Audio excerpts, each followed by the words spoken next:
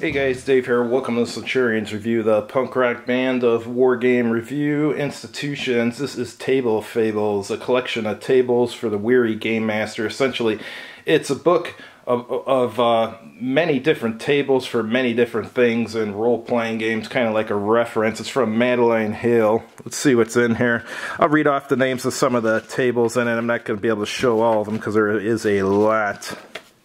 So you got tables about race, alignment, gender, age, religion, financial status, NPC disposition, character traits, player class, NPC class, female names, male names, character title generator, and character past generator. That's kind of cool because sometimes it's a pain in the butt to try and figure out what your character's history is when you first create the character. And you have character backgrounds here, a whole bunch of them. It's even got a scar table where the, where the scar is on your character. That's hilarious. Tattoo table. Just tells you what type of tattoo it is. Doesn't seem to say where it's located, just the type. And an appearance generator, height, nose, hair color, eye color. Part 2 items. We got item condition table, weapon table. Weapon table is kind of small. I would have expected more than that from a weapons table from a book like this. But armor, yeah, that's kind of small too. Pocket filler, stuff that's in your pockets. Mundane treasure. Peculiar knickknacks and flavor items. That could be interesting. Like here's one, a small doll made from wood and horsehair. A large unfamiliar insect sealed in amber. Interesting. And then magic items, that's what everyone's worried about, or wants to know. Got quite a few of them, actually. 1-inch diameter wooden hoop. When the holder blows through it, a piercing loud whistle is emitted. But is this supposed to be a magic item? It doesn't seem like a magic item to me, but...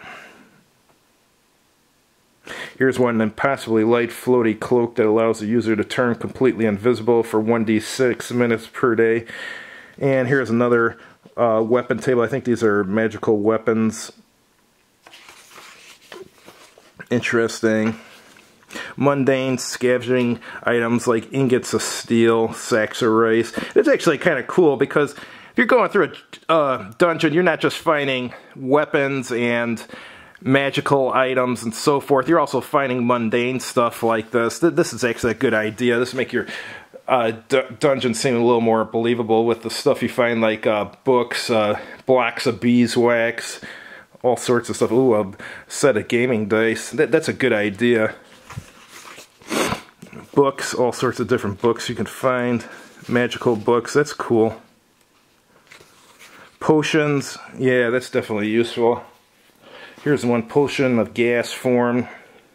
Potion of hair growth causes the consumer's hair to grow at the speed of 1 foot per hour for 1d6 hours. Better have a good barber. And here's a taste table. Interesting, what the potion tastes like. It's a good book. Food, all different stuff. So if you're have an end in your campaign and the characters want to order something, you can just roll on this to tell them what the special is. It's actually a good idea. Kind of makes the game a little more interesting. And here's beverages. So if you're asking what the barmaid has in stock, and you roll a 18, you know she's got rum in stock. That's cool. Spices and sweets. This is well thought out. So you have a weather table that shows conditions, temperature, moon phase, wind, compass direction, and a kingdom generator. This is cool. Determine the race, type of government, size, religion, military tendencies, and terrain, and quest table. This is really cool. Like here's an interesting one. Number 11, an infestation of large hostile bees has taken over a walnut orchard. The property owner has offered a substantial reward to anyone brave enough to clear the hives. That's kind of cool for like a first level character campaign, something easy like that. This is cool. Here's another one. A clay golem has gone crazy and is completely out of control. A desperate wizard has offered a reward to anyone who can slay the rampaging beast. This is well thought out. I like this. We got a whole bunch in here. Looks like they got 100 of them. Dungeon settings, like a mossy overgrown tomb or an enemy fortress. Hostile encounters, it's excellent. The players are mistaken as members of a rival street gang or faction as one of them. Cool. And hostile encounters, they have 100 of them. That's excellent. Non-combat encounters and micro events, dungeon events, city events. Cool. Yeah, that's cool. So the characters come see a city and you can just roll on that to see what's going on. You get a 16, a young boy bumps into a party member. Only later do they realize their wallet has been stolen. It's a good idea for a campaign. Wilderness events, sea events, festivals. Here's a tavern generator. Well, the name generator, at least, and a variant name generator. And the quality of the tavern and the cost. And the occupancy and the atmosphere. And part 4, miscellaneous magic ritual generator, which has the spell components that you roll for and the verbal components. And semantic components, that's cool. Random magical effects.